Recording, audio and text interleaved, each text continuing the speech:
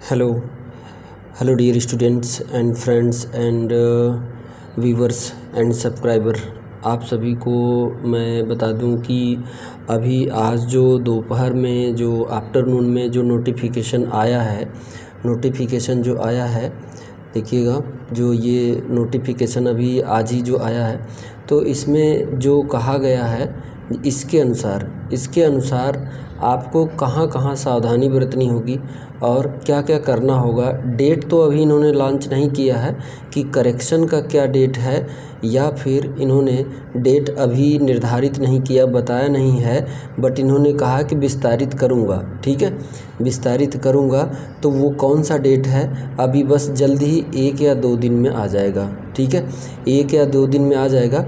उससे पहले इतना सारा कमेंट मिला था, जो हमारे पिछले वीडियो पे कमेंट मिला था, जो समस्याएं थी लोगों को, तो वो समस्याएं सुधारने का मौका आपको दे रहा है BTSC। ठीक है, तो आप जो है पहले से ही तैयार हो जाइए। अब मैं एक एक समस्या का बात करूँगा, ज़्यादा नहीं, बस सीरियल वाइज से। वीडियो को स्किप मत कीजिएगा, नहीं तो फिर से आप गलत कर बैठेंगे और फिर दोबारा आपको करेक्शन करने का टाइम नहीं मिलेगा। ठीक है, इसलिए स्किप मत कीजिएगा। अभी भी अगर फॉर्म नहीं भरे हैं तो कोई बात नहीं, फॉर्म भरेंगे, और अगर गलतियां हो गई हैं तो उसको सुधारने के लिए आपके पास ढेर सारे मौके हैं। ठीक है, अभी डेट जब करेक्शन का आएगा, उससे पहले हमारे कमेंट में जो दिक्कतें सब लोग शेयर कर रहे थे, कमेंट कर रहे हैं कि सर ऐसे हो गया तो क्या करें, ये अपलोड हो गया तो क्या करें, या फिर यहाँ पे ये गलत डल गया तो क्या करें। ठीक है, करेक्शन का, तो उससे पहले आपको क्या क्या तैयारी करना होगा, और फॉर्म भरते टाइम किस किस सेक्शन में आपको ध्यान देना होगा। ठीक है, तो इसलिए मैं बता रहा हूँ कि एक एक स्टेप देखिएगा, तभी आपको पता चल पाएगा कि कहाँ मुझे सावधानी बरतनी है। ठीक है, तो मैं इसलिए ये लाया वीडियो की, क्योंकि ढेर सारे ऐसे कमेंट किए हैं हमारे पिछले वीडियो पे, जो फॉर्म भरने वाला है तो उस पर अप्लाई करने वाला जो फॉर्म है उस पर इतना लोग कमेंट किए हैं, गलतियाँ किए हैं फॉर्म अप्लाई के। तो यानी फॉर्म अप्लाई का जो डेट आने वाला है या फिर जो बढ़ने वाला है, उससे पहले आप तैयार रहिए, क्योंकि अगर अभी नहीं भरे थे तो मौका आपको मिल गया न्यू।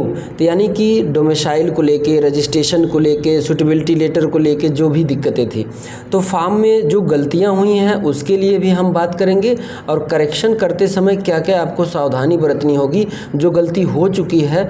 और बाकी जो न्यू व्यूवर हैं, जो हमारा अभी नया वीडियो देख रहे हैं, तो अगर वो अप्लाई करेंगे तो इन बातों का ज़रूर ध्यान कर देंगे अप्लाई करते टाइम। ठीक है, फॉर्म के किस सेक्शन में आपसे गलती हो सकता है, या फिर फॉर्म के किस सेक्शन में अभी उन्होंने कहा है कि BTSC ने कहा है कि फॉर्म में बदलाव, सॉफ्टवेयर जो है, किस सॉफ्टवेयर में बदलाव करेंगे, मैं बताऊंगा कि किस सॉफ्टवेयर में बदलाव करेंगे। ठीक है, और क्यों करेंगे।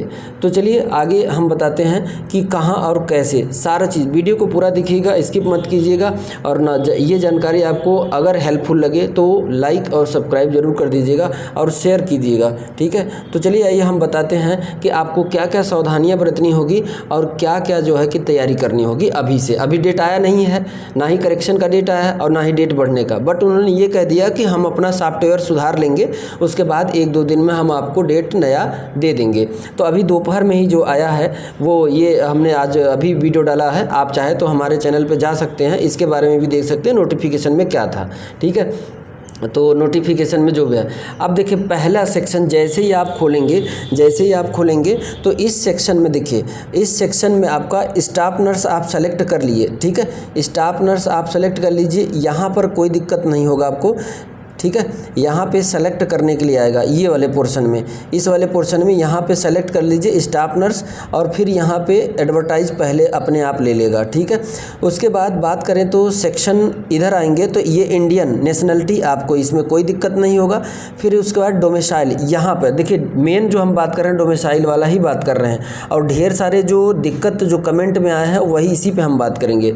डोमिसाइल का बात करें, अगर आप आउटसाइड बिहार के बाहर के हैं तो कोई दिक्कत नहीं, आप जनरल में कंसीडर होंगे। ठीक है, जैसे ही आप करेंगे नो, ठीक है, जैसे देखिए इन्होंने नो करा है तो जनरल में कंसीडर करेंगे, पहला ये है। आपको जनरल से फ़ाइट करना पड़ेगा। दूसरा, यदि आपका बहुत पुराना डोमिसाइल है तो कृपया करके अभी आपके पास समय है, 3 से 4 दिन में डोमिसाइल बन जाता है आजकल, ठीक है।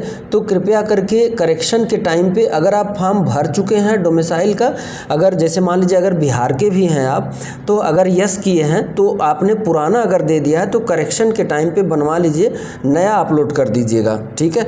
बनवा लीजिए, 3 से 4 दिन लगते हैं और अभी डेट भी आने में 3 से 4 दिन लगेगा और डेट लगभग 1 हफ्ते से ज़्यादा तक चलेगा अप्लाई करने का भी, ठीक है। तो ये है, तो इसको, और उसके बाद इसी सेक्शन में एक और गलती आ रहा है, एक और केस है जो हमें मिला है, जैसे कि कुछ लोग कमेंट किए हैं स्पेशली फॉर गर्ल्स के लिए, ठीक है। स्पेशली फॉर गर्ल्स के लिए, जो गर्ल्स हैं, छात्र छात्राएँ हैं, तो उनके साथ मतलब कि हुआ कि वो थी बिहार की, ठीक है, बिहार की बच्ची थी, वो बिहार की थी और उसकी मैरिज हो गई, शादी हुई दूसरे राज्य में, ठीक है, दूसरे राज्य में शादी हो गई। तो अब जो है कि वहाँ का डोमिसाइल लगाए, ये कन्फ्यूजन में है कि वहाँ का डोमिसाइल लगाऊं कि यहाँ का डोमिसाइल लगाऊं। तो ध्यान दीजिए, आपके सर्टिफिकेट में अगर जैसे होता है कि अभी नई शादी हुई है, 1 साल 2 साल, अगर आपके हस्बैंड के साथ आपका नाम नहीं जुड़ा है, आपके वहाँ पे जिस राज्य में आपकी शादी हुई वहाँ पे अगर नहीं जुड़ा है, तब तक आपके पिताजी ही आपके गार्जियन हैं। तो तब उस कंडीशन में आप डोमिसाइल यहाँ बिहार का दे सकते हैं, ठीक है, बिहार का दे सकते हैं, आप कंसीडर किए जाएंगे बिहार में। यानी कि जो है कि कास्ट का जो बेनिफिट होगा, जैसे ओबीसी हैं, एससी हैं, एसटी हैं, जो भी हैं, तो उसका लाभ आपको मिल पाएगा, ठीक है। और मान लीजिए अगर आपको 2 साल हो गया शादी हुए, 3 साल हो गया शादी हुए, अब ये वैकेंसी आई है, तो तब तक आप वहाँ पे आपका नाम राशन कार्ड पे, आधार कार्ड पे, सभी जगह वो हस्बैंड का नाम जुड़ गया। यहाँ पे क्या करना होगा, यहाँ पे आपको जो है कि डोमिसाइल जो है कि उसी का जहाँ कहें वहीं का आप जनरल से फाइट करिए, ठीक है। इसमें कोई वो नहीं है, इसमें प्रक्रिया, अगर आपके पास व्यवस्थाएं हैं तो आप डोमिसाइल बनवा सकते हैं, लेकिन ये कतई मानेंगे उससे पहले आपको डॉक्यूमेंट देना होगा।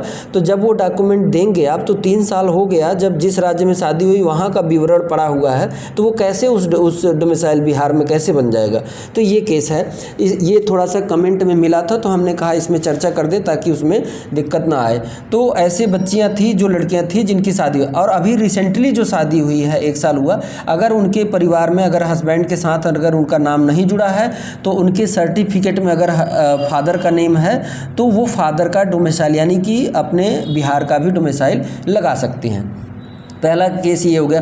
अब दूसरा केस ऐसे ही रिलेटेड है, जो दूसरे राज्य से बिहार में शादी हो गई है, बिहार में शादी हो गई है, तो सेम ऐसे ही है, बस पलट ये दीजिए कि उस राज्य में अगर शादी हुई है, तो आपका अभी रिसेंटली में शादी हुई है, तो जाहिर सी बात है कि वहाँ के ढेर सारे कागज़ों पे आपका नाम नहीं होगा, हस्बैंड का नाम नहीं होगा, पिताजी का ही होगा। तो उस कंडीशन में भी आप जो है कि डोमिसाइल इसी राज्य का लगाइएगा, बिहार का नहीं। बिहार का अप्लाई करने में, मान लीजिए अप्लाई करते हैं तो ये आसानी होगा। देखिए, अच्छा, जो यहाँ से बाहर राज्य से बिहार में शादी जिस लड़की को हुई है, तो उसके लिए डोमिसाइल बनवाने में आसानी होगा, क्योंकि अभी जस्ट वो परिवार से जुड़ी है, तो उसका डोमिसाइल बन जाएगा आराम से। तो अगर बन जाए तो आप डोमिसाइल बिहार का लगा दीजिए। अगर एससी हैं, एसटी हैं, तो उसका लाभ मिल जाएगा, आपको बेनिफिट मिल जाएगा, ठीक है। तो ये है, ये डोमिसाइल में जितनी भी केसेस दिक्कतें आ रही थी वो हमने डिस्कस कर दिया आपको, इसलिए ज़रूरी था यहाँ पे बताना। कई सारे कमेंट आए थे कि लड़कियाँ भी ज़्यादा की थी कि सर ऐसे है तो कैसे करूँ, ये जो शादी मेरी हो गई वहाँ पे, तो ठीक है, तो ऐसे कर लीजिए जैसे मैंने बताया। उसके बाद आगे जब सेक्शन में आप जाएंगे, डोमिसाइल के बाद यहाँ पे उत्तर प्रदेश आपको सेलेक्ट करना है, और जो है कि जो भी डोमिसाइल है, अगर आप जनरल से डाल रहे हैं तो भी आपको देना पड़ेगा विवरण उसका, डोमिसाइल का, निवास प्रमाण पत्र का, ठीक है। उसके बाद आगे बात करते हैं, अगला क्या है देखिएगा। तो देखिए, इसी से जब जैसे ही आगे बढ़ेंगे तो अगला ऑप्शन आएगा कि आपके बॉडी पे कोई अगर मार्क हो, अगर चिन्हित हो, अगर मार्क हो, जैसे आपको पहचानने में एग्जामिनेशन के दौरान और वेरिफिकेशन के दौरान आपको पहचानने में आसानी पड़े, ताकि आप ही एग्ज़ाम में बैठे हैं और कोई बैठा है, ठीक है, तो ये दे देना है। उसके बाद यहाँ पर दिक्कत नहीं होगा। फिर उसके बाद क्या है, आइडेंटिफिकेशन में आधार दे दीजिए, यहाँ पर भी कोई दिक्कत नहीं होगा, आपको आधार का विवरण दे दीजिए।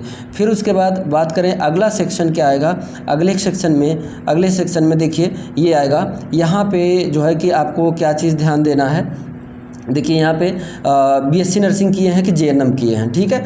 ये कह रहा है कि अपनी योग्यता बताइए। तो अगर आप देखिए कंडीशन यहाँ पर भी एक केस और है, कुछ बच्चे जो हैं कुछ जेएनएम करके, ठीक है, जेएनएम करके पोस्ट बीएससी कर चुके हैं। तो ध्यान दीजिएगा, इसमें अगर जब अप्लाई करने जाइएगा तो पोस्ट बीएससी का विवरण मत दीजिएगा, जेएनएम का ही दीजिएगा, ठीक है, जेएनएम का ही दीजिएगा। ना ही आपसे एक्सपीरियंस मांगेगा और ना ही कुछ मांगेगा, सीधा जेएनएम का ही ब्यौरा दीजिएगा, ठीक है। ये नहीं कि पोस्ट बीएससी कर चुके हैं तो मतलब कि उसका डाल दें तो फंस जाएंगे आप, ठीक है। आप जेएनएम लेवल से डालिए, भले पोस्ट बीएससी आप कंप्लीट कर चुके हैं तो जेएनएम वाला डालिएगा, ठीक है, ये बता दूं। उसके बाद जेएनएम जब डालेंगे तो जेएनएम का ही विवरण आपको देना पड़ेगा, ठीक है। तो यहाँ पे देखिए RUPW यहाँ पे नो करना है, यहाँ पे नो करना है, ठीक है। और उसके बाद एम्प्लॉय अगर बिहार के हैं, चाहे प्राइवेट सेक्टर में चाहे गवर्नमेंट सेक्टर में अगर एम्प्लॉय हैं तो आप एक्सपीरियंस सर्टिफिकेट बनवा लीजिए, ठीक है। ये आपके लिए बेहद ज़रूरी है क्योंकि एक्सपीरियंस 1 साल का 5 नंबर बढ़ता है, ठीक है। 1 साल का 5 नंबर शायद में भी बढ़ता है, 5 नंबर आपको एक्स्ट्रा मिलेगा, आपके नंबर में 5 एक्स्ट्रा जुड़ेगा। लेकिन वो भी वेरीफाई करना होगा, जिस हॉस्पिटल से आप किए हैं बाकायदा उसका वेरिफिकेशन होना चाहिए कि हाँ हमने किया है, ठीक है। उसके बाद जैसे ही आगे बढ़ेंगे फ्रीडम फाइटर का, ठीक है। तो फ्रीडम फाइटर अगर आपके घर में कोई हो, दादाजी अगर कोई हो फ्रीडम फाइटर तो आप हाँ करिएगा, नहीं तो नो, ठीक है। फिर यहाँ पर भी नो, ठीक है। उसके बाद फिर यहाँ पे क्या है कि यहाँ पे लिखा हुआ है कि हेल्थ केयर सेंटर हॉस्पिटल, यानी बिहार में जो भी हॉस्पिटल था वहाँ पे आप काम किए हैं तो आप बताइए हाँ या ना। अगर हाँ किए हैं तो यहाँ पे कॉलम जुड़ जाएगा और आपको ब्यौरा देना पड़ेगा, कहाँ किए हैं, कितने महीने किए हैं, कितने साल किए हैं, वो सारा चीज़। फिर उसके बाद सेव एंड नेक्स्ट करिएगा। सेव एंड नेक्स्ट करेंगे तो नेक्स्ट वाले सेक्शन में आएंगे तो आपको यहाँ पे क्या क्या ध्यान देना है। यहाँ पे ज़्यादा ध्यान देने की ज़रूरत नहीं है क्योंकि यहाँ पे एड्रेस मांगा हुआ है, ठीक है। एड्रेस मांगा हुआ है, जो भी आपका राज्य है, जो भी आपका पिन कोड है, जो भी आपका सिटी या डिस्ट्रिक्ट है वो कर लीजिएगा, ठीक है। उसके बाद करस्पॉन्डिंग एड्रेस समान है तो सेम कर दीजिएगा, यहाँ पे टिक कर दीजिएगा, अपने आप भर जाएगा, ठीक है। ये सब हो गया तो यहाँ पे दिक्कत नहीं होगा। सेव एंड नेक्स्ट करिएगा। सेव एंड नेक्स्ट करने के बाद आगे जाइएगा तो यहाँ पे क्वालिफिकेशन डिटेल, देखिए यहाँ पे भी कमेंट आया था बहुत सारे लोगों का कि यहाँ पे गलती क्या किए थे। तो नेम ऑफ बोर्ड, किस बोर्ड या बोर्ड से आपका जो है कि जैसे जिस बोर्ड से हैं या यूनिवर्सिटी से हैं उसका नाम, ठीक है। उसके बाद स्कूल का नाम देना होगा, ठीक, 10th में, ठीक है। 10th का ये विवरण देना है, किसका, हाई स्कूल का। यहाँ पर भी तो कोई दिक्कत नहीं होनी चाहिए आपको, ठीक है। हाई स्कूल का सर्टिफिकेट नंबर देना होगा और उसका डिवीज़न श्रेणी देना होगा और उत्तीर्ण किस वर्ष में आप पास हुए हैं वो हाई स्कूल का। यहाँ पर भी कोई दिक्कत नहीं होगा आपको, ठीक है। उसके बाद आगे सेक्शन वाले बात करें तो आगे सेक्शन वाले में अगर बात करें तो देखिए कहाँ पे आपको इसेंशियल क्वालिफ़िकेशन में आपको क्या देना होगा। आपको इसेंशियल क्वालिफ़िकेशन में आप अपना जो है कि क्या जेएनएम किए हैं कि बीएससी किए हैं, क्या किए हैं, ठीक है। तो यहाँ पे आपको जेएनएम बीएससी जो भी किए हैं यहाँ पे आप कर दीजिएगा, ठीक है। इसेंशियल क्वालिफ़िकेशन मतलब ज़रूरत है जो जिस पर आपका फॉर्म भरा जा रहा है, जो आपको मांगा गया है, तो आप जेएनएम किए हैं कि बीएससी किए हैं। उसके बाद इसेंशियल क्वालिफ़िकेशन पास्ड फ्रॉम, कहाँ से, अच्छा देखिए यहाँ पे फ्रॉम इंस्टीट्यूट नेम, कहाँ से पास हुए हैं वो देना है और उस इंस्टीट्यूट का नाम देना है, ठीक है। उसके बाद यूनिवर्सिटी था या बोर्ड था उसका नाम देना है, ठीक है। फिर उसके बाद परसेंटेज, देखिए परसेंटेज में अगर बात करें तो प्रतिशत देना होगा कि आपका परसेंटेज था या ग्रेड था या क्या था। तो यहाँ पे अगर आप सेलेक्ट करना होगा सेमेस्टर वाइज है तो भी, और वैसे भी आप परसेंटेज सेलेक्ट कीजिएगा। यहाँ पे जैसे ही क्लिक करेंगे आप 3 ऑप्शन खुलेगा तो उसमें परसेंटेज आएगा, CGPA आएगा और ग्रेड भी आएगा, तो परसेंटेज सेलेक्ट कर लीजिएगा। और उसमें जो है कि जेएनएम किए हैं चाहे बीएससी, तो जेएनएम में आपका नंबर कितना था। अब देखिए यहाँ पे गलती क्या करेंगे कि एक लास्ट ईयर की मार्कशीट का नंबर सिर्फ नहीं डालना, तीनों ईयर की मार्कशीट का नंबर जोड़ के आपको यहाँ डालना है, ठीक है, यहाँ डालना है। उसके बाद तीनों साल के टोटल जोड़ के यहाँ पे डालना है। जैसे ही आप एंट्री करेंगे आपका परसेंटेज स्वयं यहाँ पे ले लेगा, अपने आप आ जाएगा, कैलकुलेट करके स्वयं लिख जाएगा, ऑटो जनरेट हो जाएगा। आप यहाँ पे तीनों साल का नंबर एक साथ जोड़ के लिखिए, फिर तीनों साल का टोटल योग यहाँ पे डालिए जोड़ के।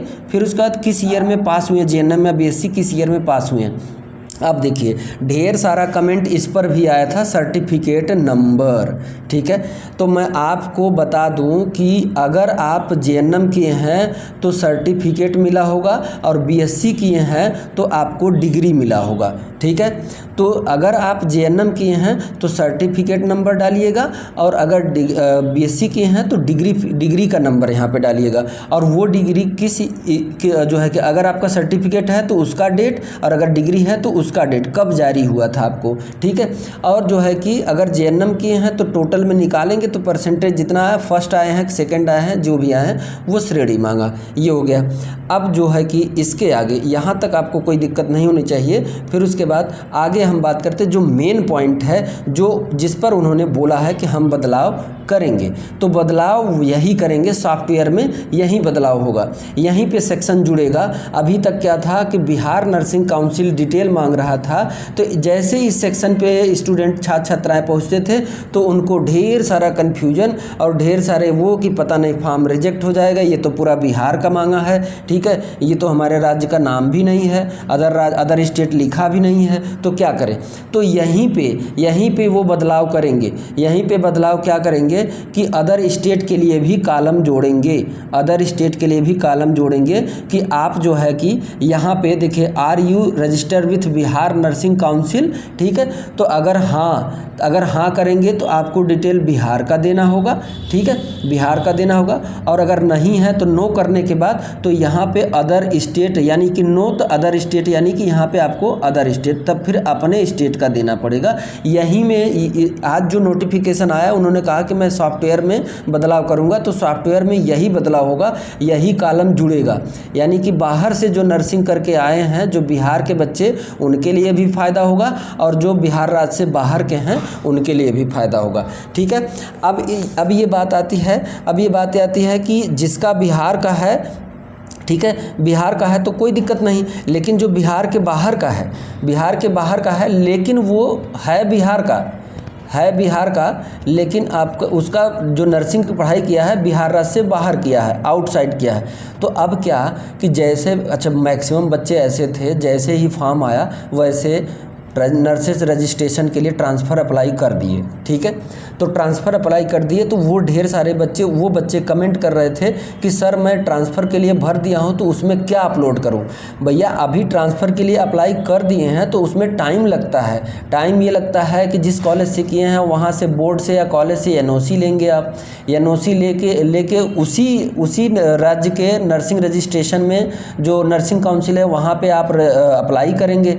अप्लाई करने के बाद फिर जो है कि उसका प्राप्ति आपको मिलेगा, वो प्रिंट आउट लेना होगा। उस प्रिंट आउट को लेके सारे डॉक्यूमेंट के साथ जो है कि आप जहां ट्रांसफ़र करवा रहे हैं उस पते पर वहां के नर्सिंग काउंसिल में भेजना होगा आपको। ठीक है, तो ये सब प्रक्रिया पूरा होने में 90 दिन से ज़्यादा, 90 दिन से कम भी लग सकता है, यानी कि लगभग 1 महीने 2 महीने से ऊपर ही लगता है। ठीक है, बिल्कुल आप बिहार के ही हैं लेकिन आउट से किए हैं तो आपका रजिस्ट्रेशन जो है कि, तो उसमें क्या करना होगा, आपको क्या भरना होगा, जो पुराना आप जिस राज्य के किए हैं उसी राज्य का विवरण इसमें नहीं दीजिएगा, इसमें दीजिएगा। ठीक है, अगर नहीं फॉर्म भरे हैं तो, और अगर भर दिए हैं तो करेक्शन टाइम पे आप यहीं पे ध्यान दीजिएगा कि फिर से जो है कि आप अपना चेंज कर लीजिएगा, अदर स्टेट वाले में अपना भर दीजिएगा। ठीक है, इस यहाँ से डिलीट या फिर जो भी करके उन्होंने सॉफ्टवेयर हटाया बोला है करेक्शन करने के लिए, तो यहाँ पर जो फॉर्म भर चुके होंगे तो उनके लिए डिलीट या हटाने का ऑप्शन आएगा, जोड़ देंगे तो यहाँ से हटा के आप इसमें कॉलम में भरेंगे अदर स्टेट वाले में। ठीक है, तो ये सॉफ्टवेयर में बदलाव। और दूसरा बात यह है कि जो ट्रांसफ़र नहीं किए हैं, बिहार के हैं लेकिन अभी हैं, तो उनके लिए भी यही कहूँगा कि जिस राज्य से किए हैं वही राज्य का सर्टिफिकेट डिटेल आप यहाँ पे दीजिएगा। ठीक है, और जो अदर स्टेट के हैं और उनके पास वो अदर दूसरे राज्य के भी हैं भी और उनके पास दूसरे राज्य का सर्टिफिकेट भी है तो वो भी इसमें ही करेंगे। ये उनके लिए है जो बिहार के हैं और बिहार का रजिस्ट्रेशन भी है तो उन्हें तो कोई दिक्कत नहीं, ये तीनों कॉलम उन्हीं के लिए है, उन्हीं के लिए है। यहाँ पे 2 ऑप्शन आता है, यहाँ पे जो ये वाला कॉलम है इसमें 2 ऑप्शन आता है, इस वाले कॉलम में इसमें दो ऑप्शन आता है, जैसे क्लिक करें तो एक टेम्पोररी आता है और एक परमानेंट आता है। ठीक है, तो बिहार में क्या होता है, बिहार राज्य में दो तरीके देखिए, जैसे कि हमारे यूपी में पहले क्या होता है, सिग्नेचर वेरीफाइड नहीं आता है। अगर आपको काम चलाना है तो रजिस्ट्रेशन सर्टिफिकेट बिना सिग्नेचर वेरीफाइड आप लेके आप ड्यूटी कहीं कर सकते हैं, ज्वाइन कर सकते हैं, लेकिन सिग्नेचर वेरीफाइड आने में टाइम लगता है। तो इसीलिए बिहार नर्सिंग काउंसिल भी एक जो है कि टेम्प्रोरी का ऑप्शन इसलिए दिया है कि जिसका अभी न्यू रजिस्ट्रेशन बना हुआ है, सिग्नेचर वेरीफाइड नहीं हुआ है, वो टेम्प्रोरी में डाल देंगे, और जिनका सिग्नेचर वेरीफाइड हो गया है वो परमानेंट में डाल देंगे। ठीक है, तो ये डिटेल डाल देंगे। आई थिंक आप लोगों को समझ में आ गया होगा। अब मैं आगे बढ़ता हूँ। ठीक है, अब फिर भी आपको कन्फ्यूजन है तो आप कमेंट करके हमसे पूछ सकते हैं। ठीक है, अब बात आती है सूटेबिलिटी लेटर की। ठीक है, सूटेबिलिटी लेटर की, इसको लेके अब सूटेबिलिटी लेटर के लिए हम बात करते हैं कि बहुत सारे ऐसे लोग थे जो कि क्या किए कि सूटेबिलिटी के लिए वो अप्लाई कर दिए आईएनसी में। ठीक है, आईएनसी में अप्लाई कर दिए ऑनलाइन, और उसका 500 रुपये कट गया। ठीक है, 500 रुपये का फॉर्म भर दिए, और इसमें भी लगता है टाइम कितना, 15 से 90 दिन, 15 दिन भी लग सकता है, 90 दिन भी लग सकता है। ये आईएनसी खुद कहती है, आईएनसी इंडियन नर्सिंग काउंसिल खुद कहती है 15 से 90 दिन लग सकते हैं। तो अब बताइए, 15 दिन 23 तारीख तक था और डेट हो गया चला ख़त्म, लेकिन अब तो चलो कोई बात नहीं, डेट बढ़ेगा। तो अब क्या करिएगा, डेट बढ़ रहा है तो इसमें क्या किया आपने, जो फॉर्म भरते टाइम जो इसमें कहा था कि जब उन्होंने आईएनसी भी इससे रिलेटेड, बिहार से ही रिलेटेड, वैकेंसी से रिलेटेड ही उन्होंने नोटिफिकेशन जारी किया था। तो जारी क्या किया था उन्होंने, देखिए उन्होंने कहा था, देखिएगा इसमें दिखा रहा हूँ, तो उन्होंने ये कहा था कि जो कॉलेज आईएनसी सूटेबल है, मैं उनका एक पीडीएफ दे रहा हूँ। उस पीडीएफ में उन कॉलेजों का नाम है, तो उन कॉलेजों पे आप ढूंढ के आप उसका स्क्रीनशॉट लेके आप फॉर्म भर सकते हैं। तो ये तो जुगाड़ू वाला था कि इसमें गलत भी नहीं है, क्योंकि आपके कॉलेज का नाम है उस लिस्ट में, इसलिए आपका कॉलेज जो है सूटेबल है। लेकिन दिक्कत ये आ रहा था कि जिस वर्ष आप किए हैं उस वर्ष सूटेबल था नहीं। ये भी कमेंट आ रहा था कि सर हमें 2012 और 13 में हम पास आउट किए थे उसी कॉलेज में, तब सूटेबल नहीं था, अब सूटेबल है। ठीक है, तो उसके लिए ये देखिए, इसके लिए तो आपको आईएनसी में ही अप्लाई करना होगा, आईएनसी में ही 500 रुपये वाला अप्लाई ही करना होगा, क्योंकि वही वैलिड करेंगे कि उस टाइम आप वैलिड थे या नहीं थे, वही वैलिड करेंगे। आईएनसी सूटेबिलिटी के लिए आपको अप्लाई करना पड़ेगा। ठीक है, इसके लिए कोई वो नहीं है। तो अगर जो कर चुके हैं और उनका सूटेबल था तब तो कोई दिक्कत नहीं। अगर मान लीजिए अप्लाई ऑनलाइन कर दिए, 500 को नहीं आया, तो यहाँ से आप स्क्रीनशॉट लेके अपलोड कर सकते हैं पीडीएफ में चेंज करके। ठीक है, तो उसमें जाना है पीडीएफ में जाना है, उसके आईएनसी के जो पीडीएफ, मैं यहाँ नीचे डिस्क्रिप्शन बॉक्स में वो लिंक दे दूँगा, पीडीएफ आप डायरेक्ट डाउनलोड कर सकते हैं। फिलहाल अभी नहीं, अगर रजिस्टर अप्लाई किए हैं, आईएनसी सूटेबिलिटी के लिए अप्लाई नहीं किए हैं, तो आप यहाँ से जो मैं पीडीएफ यहाँ दे दूँगा लिंक उसका। ठीक है, हमारे हर वीडियो में ये लिंक होगा, हमारे वीडियो पर जाइएगा तो उसमें लिंक में है पीडीएफ, हो उस पीडीएफ से आप निकालिएगा अपने कॉलेज का नाम, और वहाँ से सर्च कीजिएगा अपने नाम का, उसको हाईलाइट करके स्क्रीनशॉट लीजिए और उसका पीडीएफ बना के सूटेबिलिटी लेटर को अपलोड कर दीजिएगा। अब मैं डिटेल में बात कर रहा हूँ इस सेक्शन में अपलोड करने वाला क्या क्या है। ठीक है, तो देखिए कई जगह गलतियाँ किए थे। यहाँ पे क्या करना होगा, आपका फ़ोटो अपलोड करना होगा, फिर उसके बाद यहाँ पे सिग्नेचर अपलोड करना होगा, फिर तीसरे नंबर पे स्कैन्ड लेफ्ट हैंड थंब करना होगा। ठीक है, उसके बाद आपको क्या करना होगा, अगला है जो भी आधार कार्ड अपने आईडी कार्ड में दिया था तो आधार कार्ड अपलोड कर दीजिए, अगर डीएल दिया था तो आप डीएल कर दीजिए। Upload your scanned 10th class certificate, क्या करना होगा, 10th का सर्टिफिकेट, क्योंकि ब्यौरा यही दिए हाई स्कूल का। ठीक है, उसके बाद क्या है, अपलोड योर सर्टिफिकेट। देखिए इस वाले में गलती किए थे कई लोग कमेंट करके गलती किए थे कि सर उसमें गलत अपलोड हो गया है। ठीक है, देखिए कहा है upload your certificate registration from Bihar Nursing Council. ठीक है, तो आप जिस राज्य से भरे हुए हैं उसी राज्य का अपलोड कर दीजिए, और अगर बिहार के हैं तो बिहार का अपलोड कर दीजिए, इसमें कोई दिक्कत नहीं होगा। Upload your state domicile certificate, जिस स्टेट से है उसका डोमिसाइल अपलोड कर दीजिए।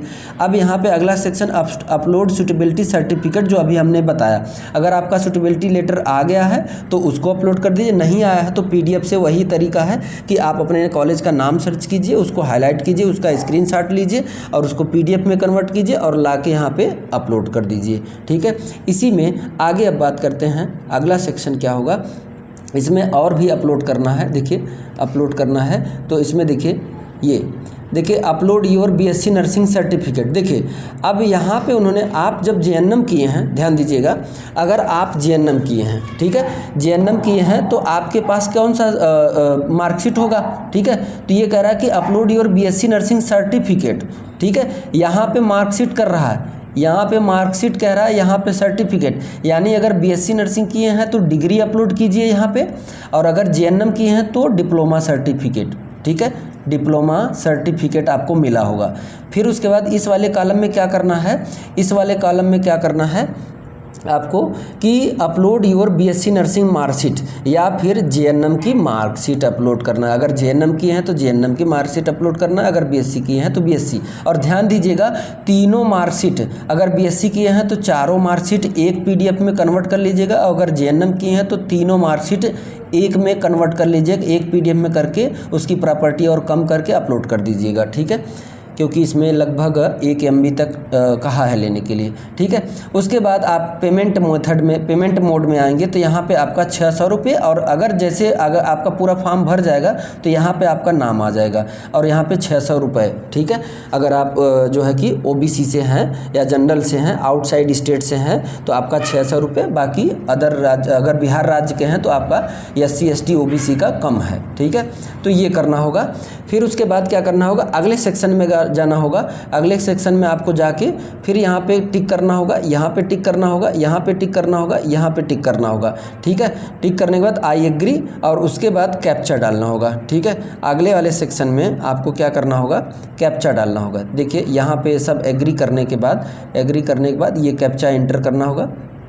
ठीक है, ये जो है कि ये कैप्चा डालना होगा आपको। यहाँ पे कैप्चा डालने के बाद एक बार देखिए, ध्यान दीजिए, कैप्चा डालने के बाद जब से तक आप प्रीव्यू नहीं करेंगे तब से तक आगे सबमिट होगा भी नहीं। तो आप प्रीव्यू कर लीजिए, एक बार देख लीजिए। तो प्रीव्यू जब दबाएंगे तो आपका पूरा डिटेल जो है जितना अभी तक भरते चले आए हैं सब दिख जाएगा। जब आपको लग जाए कि सही है तो सभी पे आप आई एग्री कर दिए, डिक्लेयर करके टिक करके आइएगा और फाइनल सबमिशन कर दीजिएगा। फाइनल सबमिट करके अपना फॉर्म कंप्लीट करिएगा।